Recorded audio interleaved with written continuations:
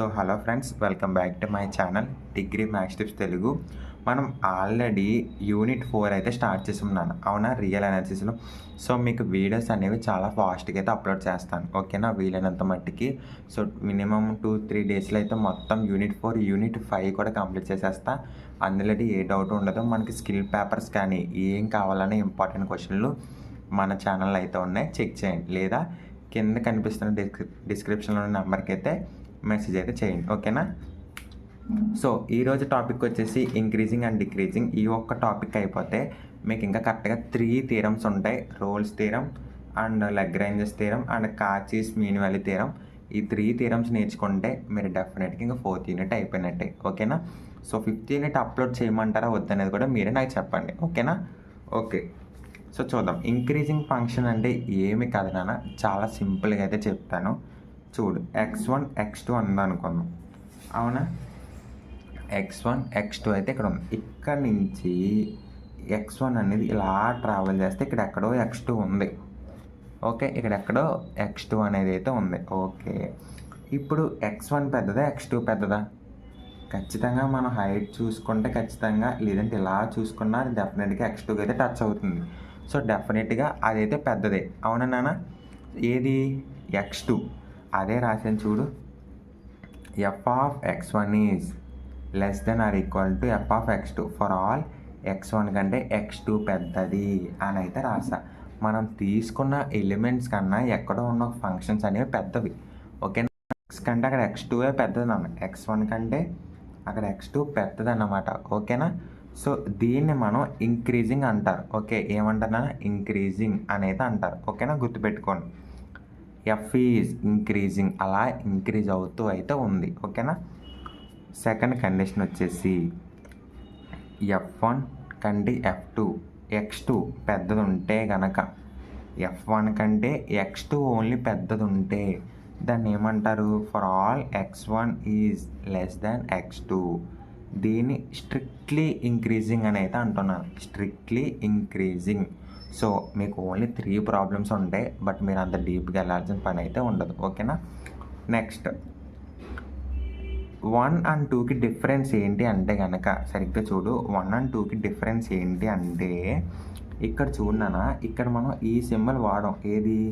ఎగ్జాంపుల్గా చెప్పాలంటే ఇగో, less than or equal to greater than or equal to ఏదో సింబల్ వాడాం. కానీ ఇక్కడ చూడు, ఎప్పుడైతే మనం సెకండ్ దాంట్లో ఇది మాత్రమే వాడాం, ఇక్కడ ఫస్ట్ కండిషన్ ప్రకారం అది దీనికి ఈక్వల్ అని అవ్వచ్చు, అవునా.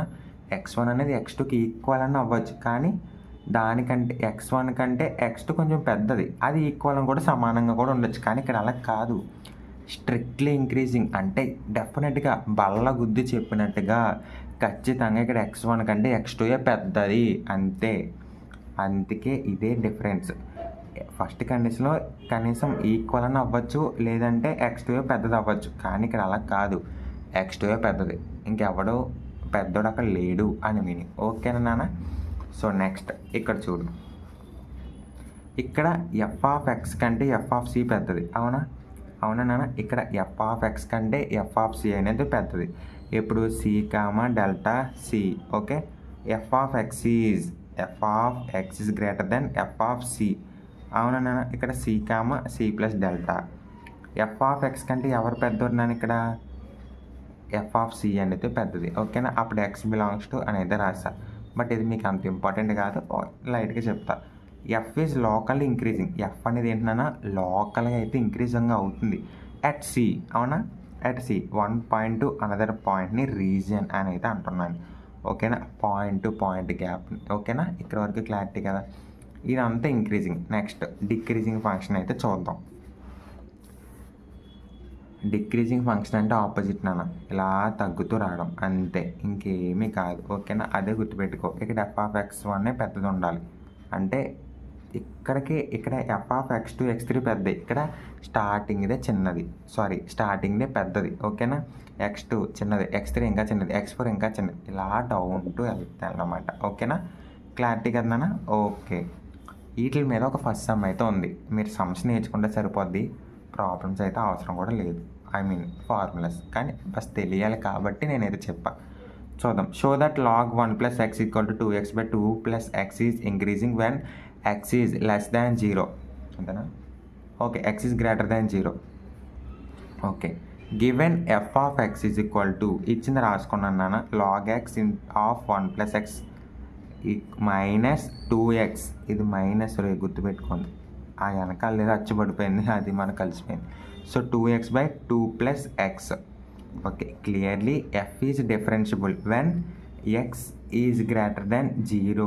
అవునా? అది మనకు తెలుసు. ఎక్స్ అనేది 0 కంటే పెద్ద అంటే ఆటోమేటిక్గా డిఫరెన్షియేషన్ అయితే అవుతుంది. Okay, f dash of x అయితే కడుతున్నా ఆటోమేటిక్గా. సో కట్టేసా, ఎఫ్ డాష్ ఆఫ్ ఎక్స్ అయితే కట్టాం. అవునా? మనకి ఎఫ్ డాష్ ఆఫ్ ఫార్ములా ఏంటన్నా, ఇదిగో ఇది limit x tends to f of x minus f of a by x minus a. ఇది ఫార్ములా. అదేనా కట్ట? అదే కట్ట. ఇక్కడ ఇంకేమీ కట్టలేదు. ఓకేనా నాన్న? క్లారిటీ కదా? ఓకే, ఇక్కడ చూడు మైనస్. ఇక్కడ నేను డిఫరెన్షియేట్ అయితే చేస్తున్నా, ఐ మీన్ యూవీ ఫార్ములా అయితే ఎక్స్ప్లెయిన్ చేస్తున్నా. ఓకేనా? చూడు, ఇక్కడ మధ్యలో ఏమీ లేదు. ఓకే, 2 ప్లస్ ఎక్స్ వేసుకున్న 2 into minus 2x 0 plus 1 by 2 plus x square. Okay, ఇది ఆల్రెడీ మనకు తెలుసు కదా నాన్న ఎలా ఉంటుందో కూడా. సో ఇక్కడ చూడు, ఇక్కడ దీనికి మీకు ఇగో 1 బై 1 ప్లస్ ఎక్స్ వేసా. ఓకే, ఎక్స్ ప్లస్లో 1 అయితే పెట్టుకున్నా, 1 ప్లస్లో ఎక్స్. ఇక్కడ చూడు నాన్న, 2 ఇంటూ 2 ఫస్ట్ చేయాలి, ఎంత? 4. ఓకే, నెక్స్ట్ ఎక్స్ ఇంటూ 2 చెయ్యి, ఏది? ఇది ఎక్స్ ఇంటూ 2 చెయ్యి ప్లస్ 2x.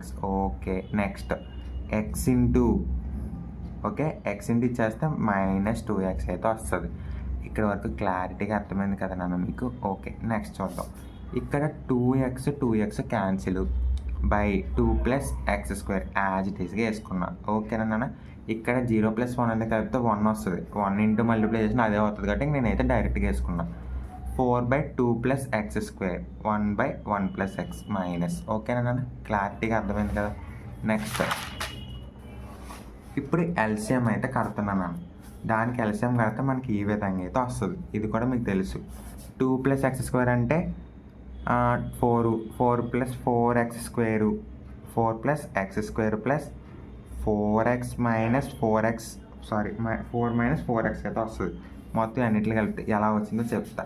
2 ఇంటూ 2 స్క్వేర్ అంటే 4, ఎక్స్ స్క్వేర్ అంటే X square plus minus 4 into 1 అంటే ప్లస్ 4x. ఆల్రెడీ బయటకు వస్తే మైనస్ అవుతుంది కాబట్టి సో మైనస్ 4 వస్తుంది ఆటోమేటిక్గా.